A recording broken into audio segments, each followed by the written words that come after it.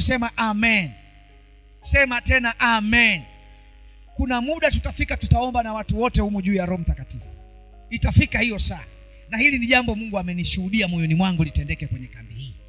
Roho Mtakatifu watembee, watoto wajazwe Roho Mtakatifu, vijana wajazwe Roho Mtakatifu, maisha yetu yajazwe Roho Mtakatifu, ili huyo Roho atulete pamoja, tuliendee kusudi la Mungu. Bwana asifiwe sana. Kwa hiyo Yohana, kwa sababu alikuwa ana kusudi la Mungu kwenye maisha yake, ilibidi Mungu amjaze Roho Mtakatifu akiwa tumboni, kwa sababu Roho Mtakatifu ndiye atakayemlinda huyu kijana. Halo, atamlinda akiwa tumboni, atamlinda atakapokuwa amezaliwa, atamlinda kwenye maisha yake atakapokuwa analelewa, atamlinda na majaribu na vikwazo na kila mitego ya adui mpaka alifikie kusudi la Mungu. Halo, Bwana Yesu asifiwe. Sasa nimeweka msingi wangu hapa. Hayo tutayazungumza zaidi huko mbele. Twende kwenye kitabu kile cha Waamuzi.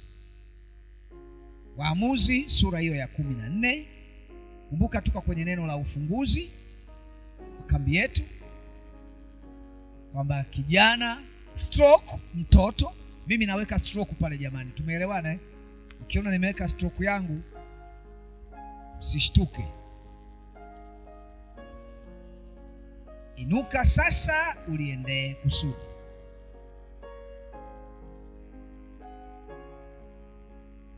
Okay, Waamuzi sura ya 14. Nitaomba kwa heshima tutasimama tunapokwenda kuyasoma maandiko haya.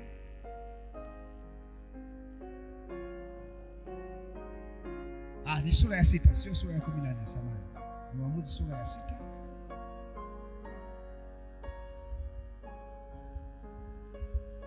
Sasa mimi nitataka tutangulie kusoma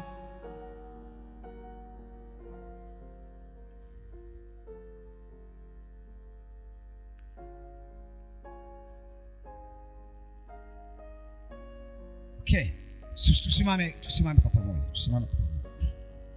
Na kueleza kidogo, alafu tutaanzia kusoma.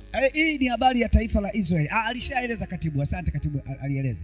Wakati Israeli walipokuwa wameokolewa kutoka utumwani Misri, Mungu aliweka utaratibu. Sema Mungu aliweka utaratibu. Sema tena Mungu aliweka utaratibu. Okay. Sema Mungu alipowaokoa wana wa Israeli kutoka utumwani Misri, akawapa nchi, aliwapa na utaratibu. Halo? Okay. Kwa hiyo walipokuwa wanaishi kwenye ile nchi, walikuwa wanatakiwa kuishi kwa kulingana na utaratibu Mungu aliofanya nini jamani? Aliowapa. Hata sisi tunao utaratibu. Halo? Hebu mwambie, mgeukie jirani yako, mwambie sisi tumeokolewa na tunaishi kwenye nchi nyingine, ufalme mwingine, utawala mwingine. Tumetolewa. Pigeni story, ongea naye, usio na wasiwasi, muangalie usoni. Tumetolewa kwenye ufalme wa shetani, tumewekwa kwenye ufalme wa Mungu. Sasa kila ufalme una utaratibu wake, una sera zake. Sasa kwenye ufalme huu kuna utaratibu. Halo? Endelea kusimama hivyo hivyo. Kwani mimi nimesimama kuliko wewe? Twende tupige story kidogo. Kwa hiyo unaona, alipowaokoa akawaweka kwenye nchi na akawapa nini? Utaratibu. Sasa wale watu kuna muda walikuwa wanavuruga utaratibu. Walikuwa wanafanya nini? Wanavuruga utaratibu. Yaani walikuwa wanaishi bila kufuata utaratibu waliopewa na mwenye nchi yake ambaye ni Mungu. Halo? Hebu mgeukie jina lako, mwambie usivuruge utaratibu. Mwambie usivuruge utaratibu. Fuata utaratibu. Halo? Sasa hawa jamaa walipokuwa wanavuruga utaratibu, yani wanaishi kinyume na katiba, walikuwa wanapata matatizo. Walikuwa wanapata nini? Mwambie mwenzio, ukivuruga utaratibu utapata matatizo. Kama unavyojua tena, hata nyumbani ukikosea, ukivuruga utaratibu wa baba, vinawaka fimbo. Sasa kuna wengine wanasema mimi kijana nachapa Sema kwa niaba ya watoto. Halo? Maana kuna wengine hawajawaambia wenzao fimbo, wewe waambie tu fimbo. Tuna watoto humu. Bwana asifiwe. Tunaelewana vizuri? Kwa hiyo na huku pia kwa Baba wa mbinguni kuna nini jamani? Kuna utaratibu. Sema kuna utaratibu. Na ukivunja utaratibu kuna nini tena? Fimbo. Sasa hawa wenzetu kuna muda walikuwa wanavunja utaratibu. Walipokuwa wanavunja utaratibu walikuwa wanatandikwa fimbo. Ila fimbo walizokuwa wanachapwa wao walikuwa wanaletewa mataifa mengine yanawatawala, yanawaonea. Wanachukua vyakula vyao, wanachukua mifugo yao, wanachukua mavazi yao. Sasa kwa kuwa walikuwa wanajua wamekosea, walikuwa wanaanza kumlilia nani? Mungu. Walikuwa wanamuomba nani? Wanamuomba msamaha. Sema kuomba msamaha. Ndio toba hiyo. Tunaelewana vizuri? Wakawa wanamlilia Mungu. Lugha iliyoandikwa huku ni ya kiutu uzima. Wakawa wanamlilia Mungu. Maana yake wakawa wanamuomba Mungu nini? Mwambie mwenzio ukikosa, kumbuka kuomba msamaha. Yaani kabla baba hajachukua fimbo, wewe ukigundua tu haraka sana kamuombe msamaha. Halo? Tumeelewana vizuri? Na ni kanuni kwenye maisha. Hata mtoto akikosea, akiwahi kumwambia baba nisamehe, hata kama baba alikuwa hajagundua kosa, akishaligundua anasema bahati yako wewe, umeanza kuomba nini? Halo? Tuko pamoja? Sasa hawa watu walipokuwa wanamuomba Mungu msamaha, ndipo Mungu alipokuwa anawainulia mtu. Anaweza kumuinulia mtu huyu kuwa mtetezi wao. Na Mungu alikuwa anaweza kumtumia mtu mmoja. Sema mtu mmoja. Sema tena mtu mmoja. Hebu fikiria. Sasa hebu hapo tupige story kidogo tufikirie. Hebu naomba watoto 10 waje hapa. Watoto 10 washapu wanaotarajia zawadi. Waje 10 chap chap.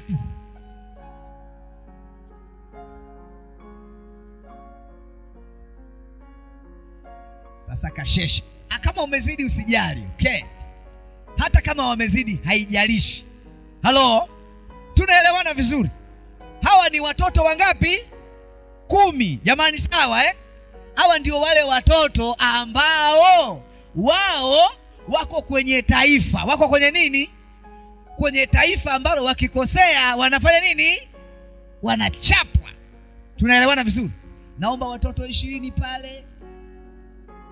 Chap chap. Ni watoto mmeahidiwa zawadi, mtazikosa. Yaani jioni tu, hata mkizidi nyinyi zidini tu. Halo? Sasa ninyi naomba mtengane na hawa. Ninyi ndio lile taifa baya. Kaeni huko ninyi. Tunawachukulia mfano. Umesikia watoto wazuri? Sasa hawa sasa tunaelewana vizuri? Hili ni taifa dogo la Mungu. Waongezeke watoto hapa. Wanaweza kuongezeka tu. Waongezeke tu. Nataka mfano wangu unoge vizuri. Hakuna watoto wameisha. Wewe na wewe nenda pale. Wewe utakuwa mtoto hata kama uko teenage. Utajua wewe mwenyewe mbele kwa mbele. Asante, ongezeka. Jaeni kule, hata mkijana pale madhabahuni. Jaeni tu. Njoni wanangu. Njoni msijali. Ninyi mnanisaidia kuhubiri leo. Tunafungua kambi. Jamani wapigieni makofi watoto. Okay, na nyinyi wengine pandeni juu. Pandeni juu huko, msiogope. Hii madhabahu ya kwangu mimi na ninyi leo. Okay. Haya, kama wameisha, sawa, haina shida. Sasa sikilizeni kwa makini.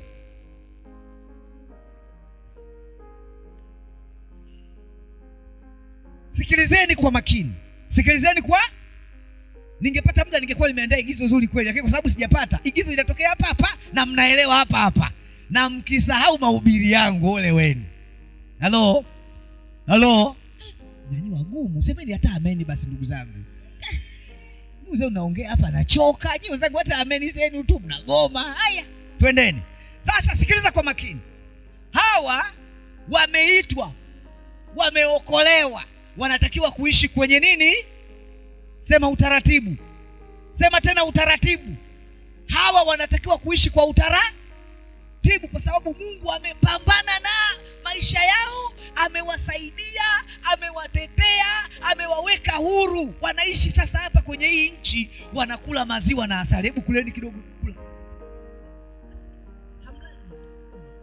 Kula. Unaona Unaona? Wanakula maziwa na nini jamani? Na asali. Ila wanatakiwa waishi katika nini? Utaratibu. Sawa sawa na sisi tukiokolewa. Mmesimama na mtaipata fresh. Simameni tu kwanza, kwa sababu hata na wao wamesimama. Bwana asifiwe sana. Sasa hawa wakivuruga utaratibu, hawa wakivuruga nini? Utaratibu, hawa wanainuliwa. Mungu anawaruhusu hawa kuja kuwashikisha hawa adabu. Hawa ni wengi kuliko hawa. Tunaelewana vizuri? Sasa hawa wanaanza kuteseka. Sasa hawa jamani wanaendaga huku ndio wanalimaga huku. Umeelewa? Huku ndio mashamba yao yapo. Hebu naomba watoto 5 simameni, zibeni mlango. Nyie tena nyie mshatekwa. Simameni hapo mlangoni. Sasa hawa wakitaka kwenda shamba hawawezi kwenda. Tunaelewana vizuri? Wakitaka kwenda kutafuta mahitaji yao, hebu wewe nenda ili warudisheni, asipite mtu. Siwia warudisheni, warudisheni. Sukuma nenda wewe, jitahidi kutoka. Rudisha. Basi mtawaua. Basi. Mungu alichokuwa anafanya, alikuwa anawafanya tu wasiuawe, ila cha moto wanakiona. Jamani, mnaona umuhimu wa kukaa kwenye kusudi? Mnaona umuhimu wa kukaa kwenye kusudi? Kwa hiyo walikuwa hawana pa kutokea. Sasa hawa watoto wangu, mnajua kuomba? Si mnaombaga? Sasa wakilemewa wanapiga magoti. Anzeni kupiga magoti, anzeni kuomba. Nyinyi ombeni vyovyote vile, hata fanyeni mkiga mnalia vyovyote vile. Wanaomba hawa. Si mnasikia wanavyoomba? Wanaomba jamani. Kuomba sio lazima watu wasikie. Wanaomba kimoyomoyo. Na Mungu anasikia. Sawa, lakini wanaomba ili Mungu awainulie nani? Sema wainulie Mwokozi. Sasa Mungu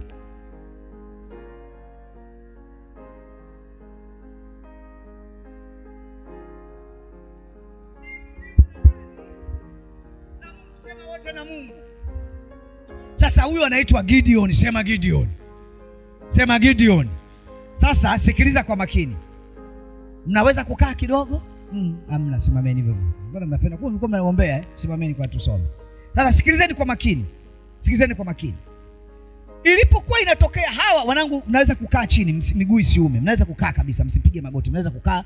Ila igizo letu bado tunaendelea, tunahubiri mimi na ninyi leo. Okay? Nini kichukua kinatokea? Hawa bado wanamlilia nani? Mungu, na Mungu amesikia maombi yao. Sasa tunasoma hiki kisa hapa. Ile Waamuzi 6. Tutasoma kuanzia ule mstari wa 11. Wote kwa pamoja na ile taifa letu linalowatesa. Tunarudia kusoma sasa. Wote tunakuwa walokole humu ndani. Malaika wa Bwana akaenda akaketi chini ya mwaroni uliokuwa katika Ofra, uliokuwa mali yake Yoashi Mwebiezeri. Okay. Mstari wa 12. Malaika wa Bwana akamtokea. Kumbe ule mstari tulikuwa tujaumaliza ule pale juu. Hebu tuumalizie ule mstari. Unasema hivi, na mwanawe Gideon, ndio hapo napatafuta. Okay. Na mwanawe Gideoni alikuwa akipepeta ngano ndani ya shinikizo ili kuificha machoni pa Wamidiani. Sasa Wamidiani ndio hawa hapa. Umeona hawa? Leo tunawaita Wamidiani, na wengine wamekaa kule mlangoni. Hawa ndio Waisraeli. Tunaelewana vizuri? Okay? Mwanangu chuchuma hapa kidogo, alafu nitakuinua baadaye. Hawa wote ndio wanamlilia nani? Mungu. Nini kikatokea? Malaika wa Bwana akamwambia, twende wote. Akamwambia nani? Sema wote, Gideon. Sasa huyu tumesema ndio nani jamani? Anapatikana wakati hawa wamekumbuka dhambi yao, wanatubu. Halo? Okay? Malaika wa Bwana akamwambia Gideon. Twende wote. Malaika wa Bwana akamwambia Gideon, sasa mwanangu, wewe uniangalie. Sema wote, Bwana. Okay, Bwana yu pamoja nawe, shujaa. Bwana yu pamoja nawe, shujaa. Huyu sasa ndio anaitwa nani? Shujaa. Ametolewa katikati ya taifa dogo linaitwa Israeli. Tunaelewana vizuri? Sasa basi, nini kinatokea? Rudia nyuma yangu. Gideoni akamwambia, Bwana wangu, ikiwa Bwana yu pamoja nasi, mbona mambo haya yote yametupata? Haya, nauliza ninyi, mambo gani yaliwapata? Waliteswa na Wamidiani. Sema, waliteswa na Wamidiani. Okay, yako wapi matendo yake ya ajabu? Twende wote. Waliotuhadisia baba zetu wakisema, je, siye Bwana aliyetuleta huku kutoka Misri? Maneno haya wanasema kina nani jamani? Sema Israeli. Okay, naye ametuacha. Okay, naye ila sasa, sema ila sasa ametutupa, naye ametutia katika mikono ya Midian.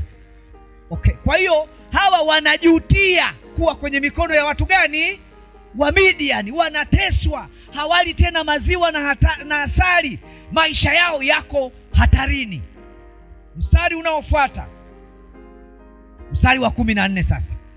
Sema wote, Bwana akamtazama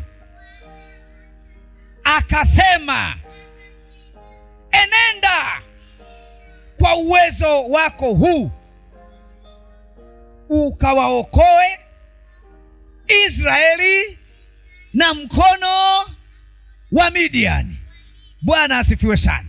Sasa naomba hapo mnisikilize. Nani anaambiwa maneno hayo? Gideoni wetu yuko wapi sasa? Huyu ndio Gideoni wetu. Hawa ndio Israeli wanateseka. Sasa huyu sasa ndiye tunayesema kijana mtoto, inuka ukaliende nini? Kusudi ni nini? Kuwaokoa Israeli, kuilinda familia ya Mungu. Hilo ndio kusudi namba 1. Halo? Kwamba Mungu ametumia gharama kubwa kuwatoa hawa Misri. Ametumia miaka mingi, ametumia gharama kubwa kuwapa nchi iliyojaa maziwa na asali, na hawa wanatakiwa waishi ndani ya utaratibu na kusudi. Lakini wamekosea, ila wamegundua kosa, sasa wamenililia. Kwa hiyo mimi Mungu nalazimika kuinua mtu mmoja. Sasa huyo mtu anaitwa mtu aliyebeba kusudi. Tunaelewana vizuri? Kwa hiyo Mungu baada ya kusikia anamuinua nani jamani? Turudie tena, nani? Gideoni moyoni mwake amebeba kusudi la Mungu la kuokoa taifa la Israeli dhidi ya Wamidiani. Ni mtu mmoja, ni kijana mdogo, na Wamidiani ni watu wengi. Lakini kumbuka amebeba nini? Sema kusudi la Mungu. Sema tena kusudi la Mungu. Nisikize kwa makini. Huu ujumbe unakufaa wewe mtu mzima uliyeko hapa. Hata wewe babu uliyetutembelea unakufaa. Umeelewa vizuri? Huu ujumbe unamfaa mtoto kwa sababu unakufanya ujitambue tangia utoto wako na ujue Mungu anakutambua. Mungu hapa anatujua sisi sote. Tuko pamoja. Sasa Gideoni wetu sasa amebeba wazo, lakini yeye hajijui. Wakati ujumbe unamjia alikuwa amejificha. Amefanya nini? Amejificha. Anaficha chakula ili hawa jamaa wasije. Na maana na yeye anafanya nini? Anawaogopa. Kwa hiyo lipo kusudi ndani yake, lakini hajui. Bwana Yesu asifiwe sana. Sasa nini kinatokea? Gideoni anapoinuka, hapo tutaendelea kusema mbele zaidi, lakini nimalizie tu hadithi yangu na igizo langu nilimalizie. Gideoni anapoinuka, hebu wanangu ninyi wote njooni huku sasa hivi. tunajua bado mmeziba mlango, hawatoki hao mpaka Gideoni afanye mambo yake. Sasa Gideoni ni mtu mmoja, naomba nimfananishe na mtu mwingine mmoja kwenye Biblia aliyebeba kusudi, ili mfano wangu unoge vizuri. Huyu Gideoni yeye aliambiwa andae watu 300 na akawashinda hao watu wengi. Tunaelewana vizuri? Lakini kuna wakati kama huo ulitokea, akainuliwa mtu anaitwa Samson. Yeye alikuwa mtu mmoja peke yake, aliweza kuoshinda jeshi kubwa la Wafilisti waliokuwa na tawala. Lakini kwa sababu nimewaambia Gideoni alikuwa na watu 300, basi Gideoni alipolijua kusudi, Gideoni alipolijua aliandaa watu 300. Gideoni, wewe Gideoni unasikia? Hebu chagua watu 3 unaowataka pale. Alafu njoo nao hapa. Chagua wewe, nenda tuchukua 1, 2. Wa kwanza. Chagua mwingine. Ndio kuchagua hapa. Chagua mwingine. Kuja. Safi kabisa. Jamani, hawa ni watu 300. Hawa ni watu wangapi? 100, 200, 300. Umeelewa vizuri? 100, 200, 100, na Gideoni ndio kiongozi wao. Sasa Gideoni akawafundisha, akawashirikisha kusudi la Mungu aliloliweka wapi? La kuokoa taifa la wapi? La Israeli. Akaenda nao vitani. Hawa watu ni 300, hawa ni maelfu ya watu. Anakwenda kwa sababu ya kusudi la nani? Lakini ameileta kanda yote ya pwani kusini pamoja. Section ya Lupunga iko hapa, section ya Kwala iko hapa, section ya Soga na Miswe zote ziko hapa. Amewaleta pamoja, ameshirikisha lile kusudi. Yani taifa lote la Israeli linawakilishwa na watu 300. Wanaondoka, wanaenda kupigana na jeshi kubwa la Wamidian. Sasa hoya, mambo yashaharibika. Gideoni anakuja, wote mnakwenda kufa, hakuna shujaa hapa. Sawa? Msijifanye mabounsa mnaziba mlango sasa hivi, naomba mfe. Tunaelewana vizuri? Sasa umbeni macho.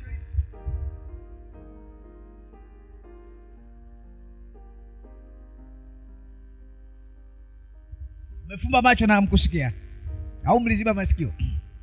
Bwana asifiwe sana. Sasa Gideoni na watu wake wanaenda kupigana.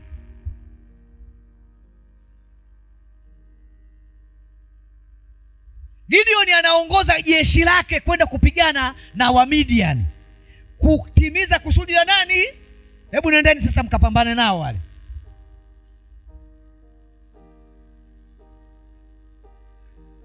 Jeshi lote limefanya nini?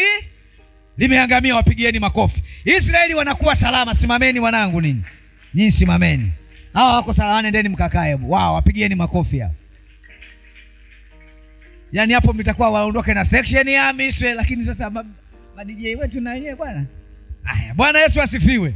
Jamani, mmeelewa mfano wangu vizuri? Mmeelewa mfano wangu vizuri? Hii ndio kusema kusudi la Mungu kwenye maisha yetu linaanzia tangia wapi jamani?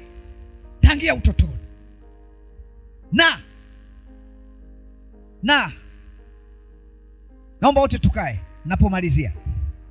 Sijui kama nina dakika ngapi ili nimalize. Na dakika ngapi ili nimalize? Sio nikasema namaliza, kumbe nina dakika zangu nyingi. Maana mimi naweza kusema hata wiki moja hapa bila kunyamaza.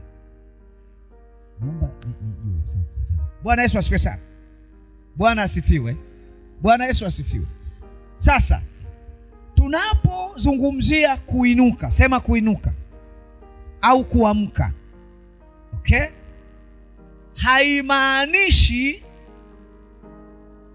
kuamka au haimaanishi mtu amelala usingizi wa kawaida.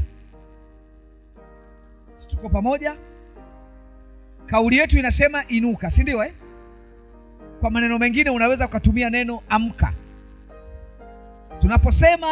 Tunapotumia neno hili inuka, maana yake kuna kitendo. kuna kitendo kimetendeka. Kitendo chenyewe kinaitwa kukaa, kulala au usingizi. Sisi tunaelewana vizuri?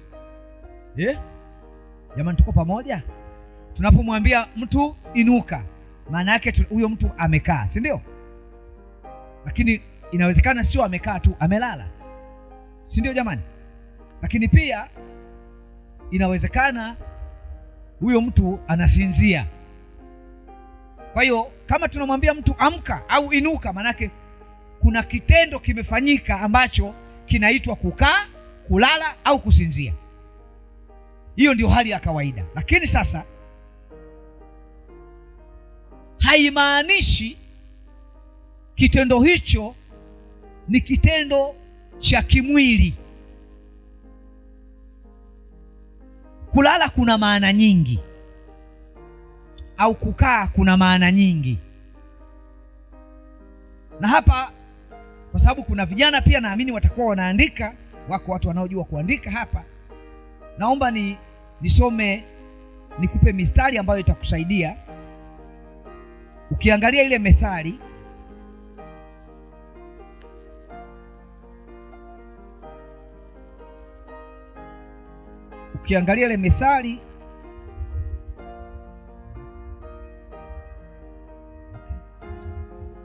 ukiangalia Methali sura ya 26 mstari wa 14.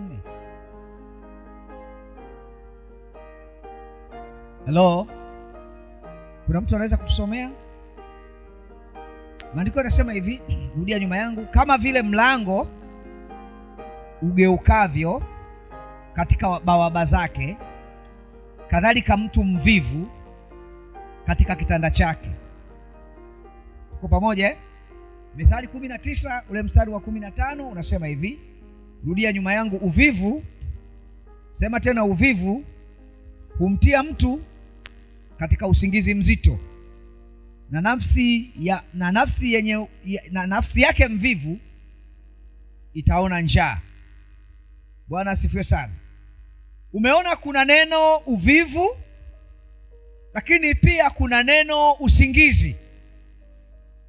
Tunapozungumzia swala la kuinuka ndiyo hatua ya kwanza. Naomba vijana wawili waje hapa. Vijana wawili chap chap, kimbia mara moja, dakika chache. Kijana wa kwanza huyo. Naomba kijana wa pili. Huyo.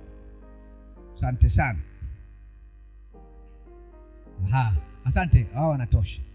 Naona wewe una nguvu kuliko huyo, si ndio? Unaweza kumbeba wewe?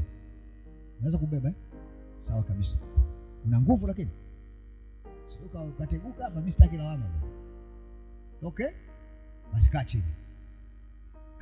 Sisema uchuchumae. Wewe vipi? Kaa basi kwa hapo juu basi. Kaa. Umekaa umestarehe sana. Rafiki, uko vizuri? Uko tayari kubebwa? Huyu jamaa amesema ana nguvu. Msaada kubebwa ni fresh. Hakubebi mgongoni. Basi kaa chini. Kaa hapa mbele. Sababu jamaa yuko posto. Okay. Sasa naomba wewe umbebe. Sijakwambia uinuke. Wewe vipi? Kaa chini bwana. Vijana bwana, maelekezo. Mbebe au mnyanyue, msimamishe. Unauliza majibu. Wewe si umeshakaa? Usikae. Wewe usisimame, ila nataka umuinue huyu asimame. Wewe usisiinuke mwenyewe. Subiri hapo sasa. Nimesema na nguvu. Upo unajisimamisha mwenyewe na wewe. Huyu wewe usijisimamishe. Huyu akuinue mpaka usimame. Si ana nguvu? Wewe tulia. Haya, wewe msimamishe, muinue mpaka asimame.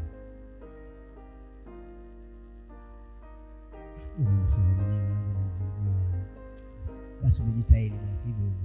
Katwende kate. Baba, kaa chini kabisa, nyosha miguu. Ili mfano wangu ueleweke vizuri. Kaa chini kabisa. Sasa muinue mpaka asimame. Wewe usisimame mwenyewe, akusimamishe vizuri.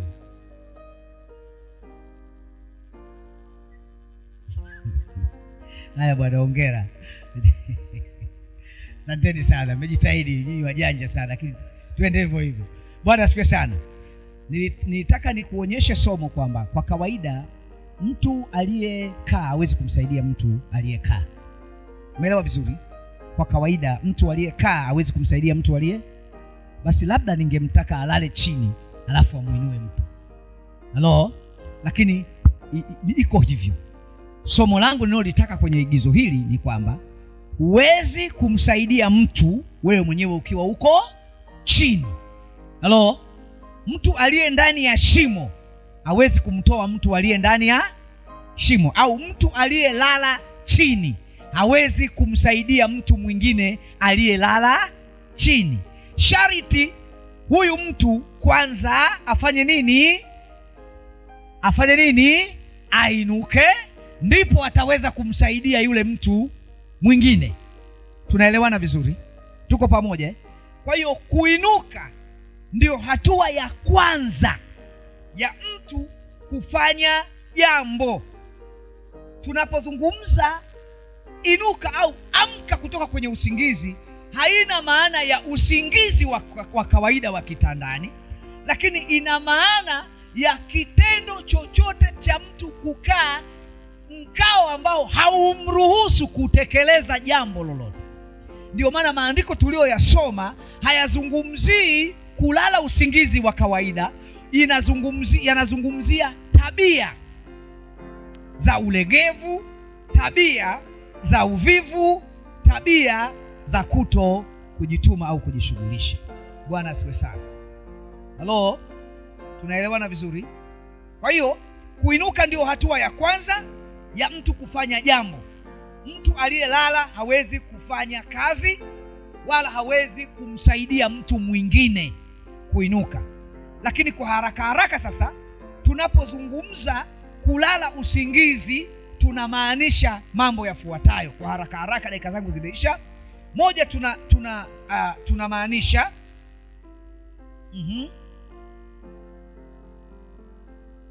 maneno hayo hayana maana tu ya kulala usingizi wa kawaida. Nimesema tunamaanisha kwanza kutowajibika. Sema kutowajibika. Sema kwa sauti, kutowajibika. Okay, kutowajibika hii ina maana ya kulala. Kwamba mtu yuko pale, unaona Gideoni alikuwa anapepeta ngano, anajificha. Ndani yake kuna kusudi na Mungu anamuona ni shujaa. Halo? Na Israeli wanataabika. Lakini Gideoni alikuwa hajui. Kwa hiyo alikuwa hajaingia kwenye wajibu ambao Mungu alikuwa anautaka. Kwa hiyo kuna maeneo mengi katika maisha yetu ambayo sisi kama vijana tunaweza tukachukua wajibu. Yanaweza yakawa ni mambo ndani ya kanisa, yanaweza yakawa ni mambo katika jamii, yanaweza yakawa ni mambo katika maisha yetu sisi wenyewe, ambapo sisi tusiposimama kwenye nafasi zetu kwenye mambo hayo, huo unaitwa usingizi. Sema usingizi au kulala ni kuto kuwajibika. Tunaelewana vizuri? Tukipata neema tutazungumza kwa undani zaidi kuwajibika inagusa maeneo gani au tuna maana gani. Lakini pia tunamaanisha kitu kingine zaidi.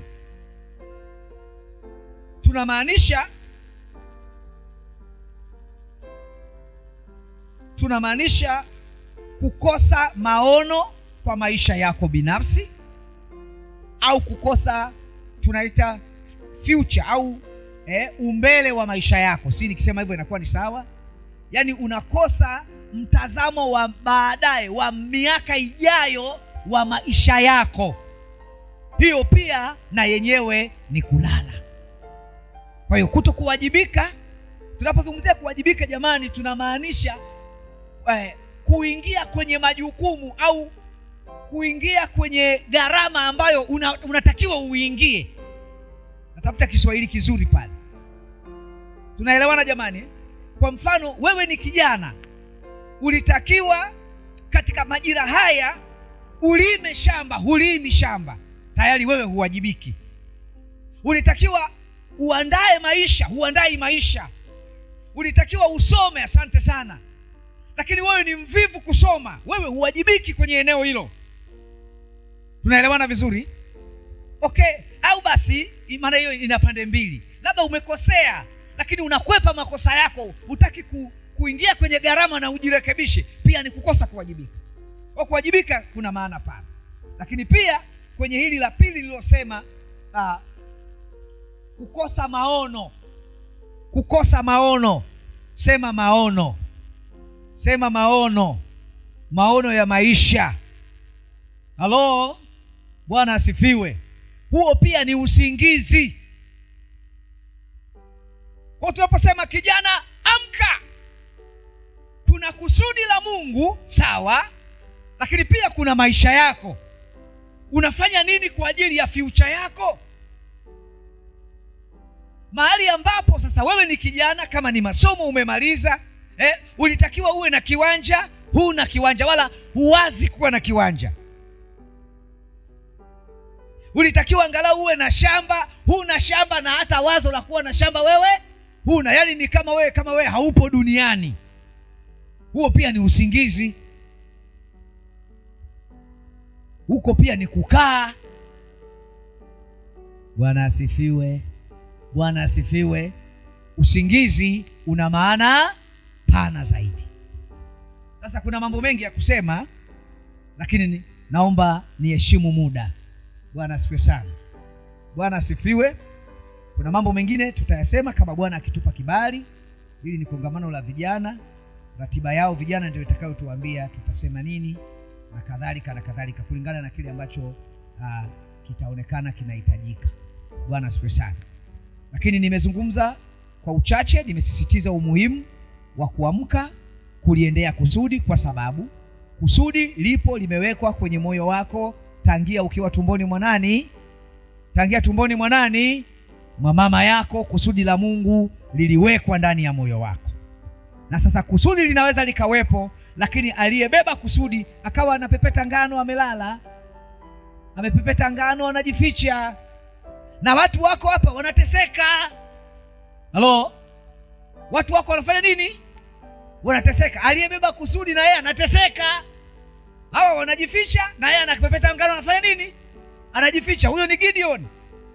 Lakini kuinuka ina maana ya kuondoka pale ulipo kwenye hali yako ya kukaa kihasara, alafu unaliendea lile jambo ambalo limekusudiwa kwa maisha yako, kama tulivyomuona Gideon wetu alivyowaangusha wale wa Midian.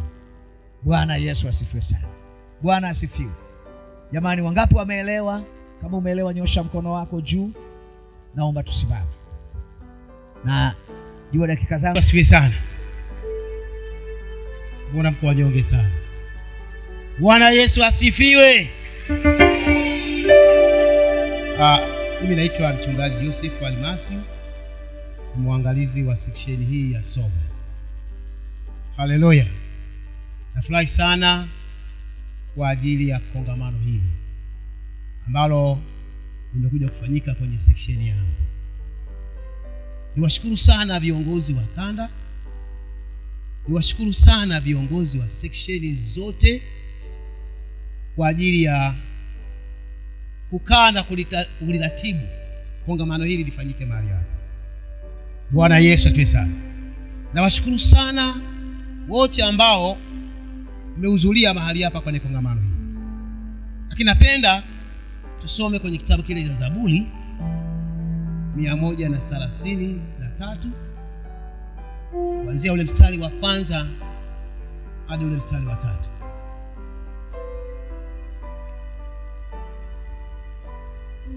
Mama moja asome ndipo paona.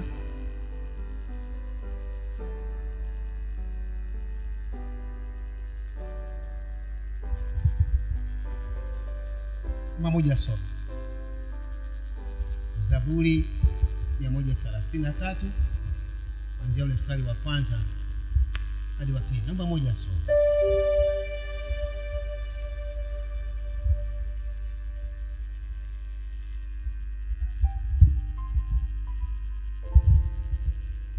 Tazama jinsi ilivyo vema na kupendeza ndugu wakae pamoja kwa umoja, na ni kama mafuta mazuri ya kichwani yashukavyo ndevuni ndevu za Haruni, yashukayo mpaka upindo wa mavazi yake, kama umande wa Hermoni ushukao milimani pa Sayuni. Maana ndiko Bwana alikoamuru baraka, naam, uzima hata milele. Bwana Yesu asifiwe sana. Haleluya. Mungu amependezwa sisi ndugu. Sema ndugu. Sema ndugu. Sisi ni ndugu katika Kristo Yesu. Mungu amependezwa ili tukae kwa umoja mahali hapa. Sema amina. Wewe ulioko mahali hapa usijione kwamba uko peke yako. Tuko kwenye kambi hii, sisi sote ni ndugu. Amina. Amina. Amina. Basi nakushauri kwamba kwa Mungu ametuweka kwenye kundi hili sisi kama ndugu siku ya leo, na Mungu ametuweka mahali hapa ili tuweze kupata vitu vya kuweza kutujenga kama ndugu. Mara nyingi familia zinakuwa kwa pamoja, wanapojadiliana kwa pamoja wanafanya kwa pamoja. Jina la Bwana libarikiwe sana. Kwa hiyo na sisi tunatamani tufanye kwa pamoja. Amina. Kwa hiyo niwashukuru sana kwa ajili ya viongozi pamoja na viongozi wetu ambao umefika mahali hapa, mwangalizi wetu wa kanda, katibu pamoja na mlezi wa vijana na watoto. Niwashukuru sana. Niwaombe tu kwamba sisi tumefurahi sana kongamano hili kuleta mahali hapa. Section ya soga mpo? Hebu piga makofi kwa Yesu. Inuka ushangilie. Hebu inuka ushangilie. Hebu inuka ushangilie. Hebu shangilia section ya soga. Sema, hebu shangilieni kwa furaha sana. Haleluya. Haleluya. Toka nilipoanza kupata uokovu mwaka 94. Mwaka 1994. Sema 94. Halo. Mpaka hivi sasa narudi kwenye ujana, lakini niko na Mungu. Nampenda Yesu. Sema amina. Haleluya. Toka 94. Kinaomba nimuinue askofu hapa. Baba yangu. Umeona huyu? Hebu naomba sogea babangu. Huyu ni baba yangu. Haleluya. Huyu ni baba yangu. Sasa utashangaa kwa nini, maana wewe umekuwa mzee alafu huyu baba. Sijui lakini baba yangu ndio ambaye amenibatiza kwenye wokovu. Sema amina. Haleluya. Alikuja Mpiji, akashuhudia Mpiji, akasimama Mpiji, na mimi nikaokoka. Nilipookoka alikuwa anatoka soga kipindi kuna tembo wengi, yani alikuwa anachukua jukumu kuhakikisha mimi nasonga mbele. Amina. Nilisoma chuoni, yeye kama mwalimu wangu. Nimemaliza chuo mwaka 2002. Jina la Bwana libarikiwe sana. Haleluya. Kwake huyu baba. Sasa nataka nikwambie wewe kijana ulioko hali. Kijana mpo? Kijana mpo Kijana mpo Sasa kijana, mimi hapa ni baba kuliko huyu, sio? Lakini nilinyenyekea chini ya huyu. Amina. Amina. Unapokuwa kijana, nyenyekea kwa mchungaji wako pale. Amina. Unapokuwa mshirika, hata kama una ndevu kushinda mimi, nyenyekea kwa mchungaji. Haleluya. Huyu alinifundisha, na aliponifundisha alinisaidia sana.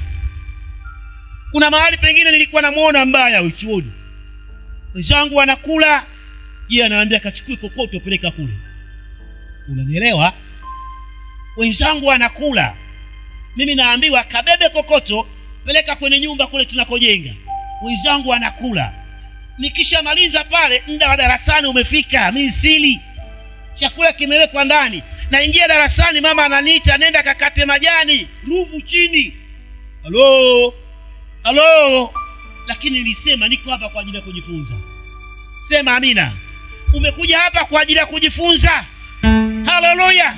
Umekuja hapa kujifunza. Pokea vitu vinavyofundishwa mahali hapa, vikusaidie kwenye maisha yako. Mungu awabariki sana. Asante sana. Mungu awabariki sana.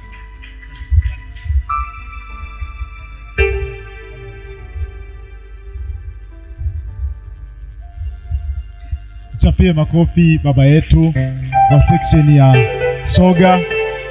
Amen. Amen. Tukipata nafasi baadaye tutatambulishana kwa section.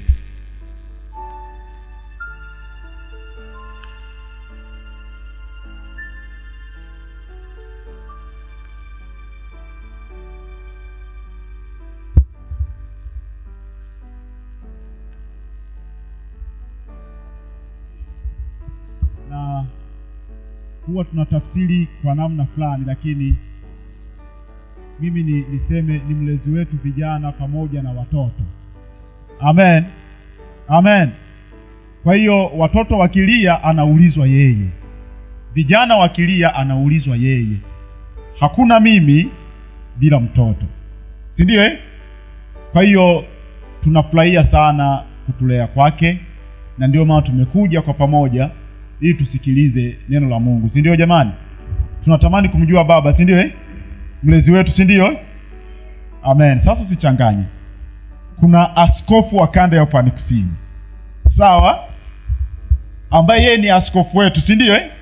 Lakini tuna mlezi wetu ambaye ni baba yetu. Amen. Sasa huyo ninamleta ni baba yetu. Tumaache askofu kwanza. Baba, karibu sana.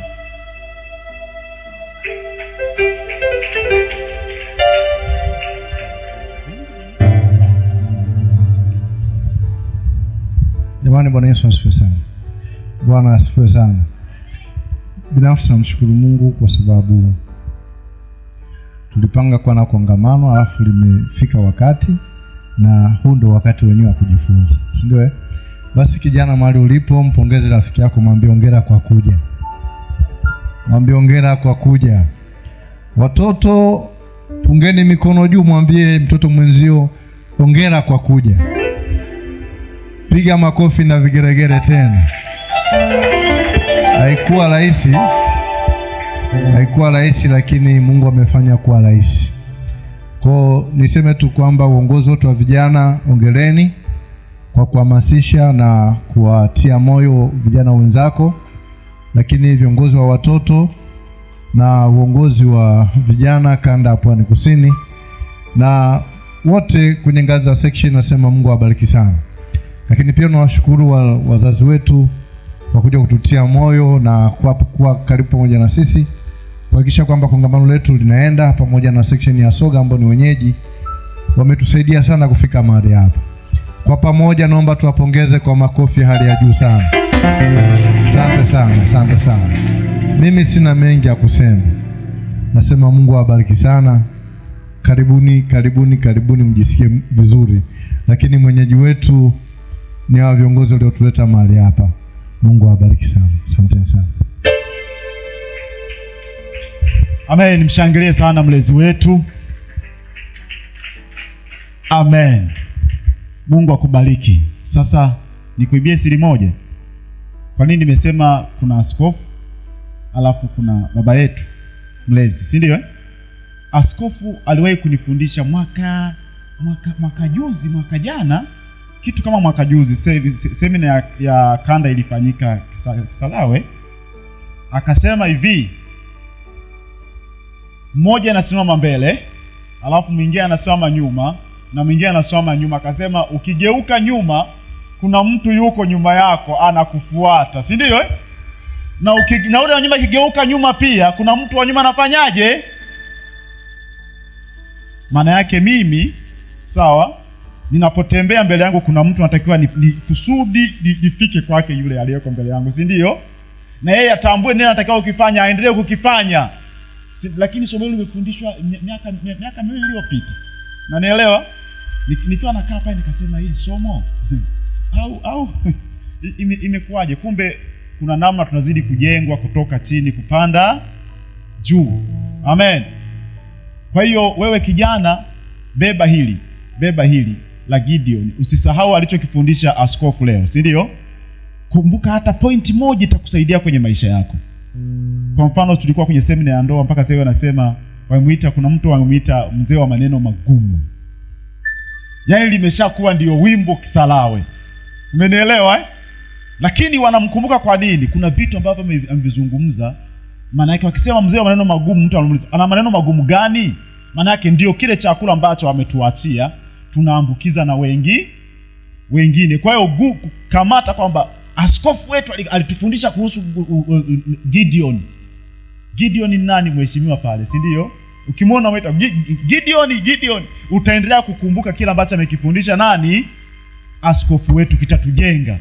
Amen. Amina. Mungu wa mbinguni awabariki sana kwa kukaa, kwa kutulia vizuri. Lakini sasa tunaenda kwenye break, mapumziko, alafu tutakaporudi tutarudi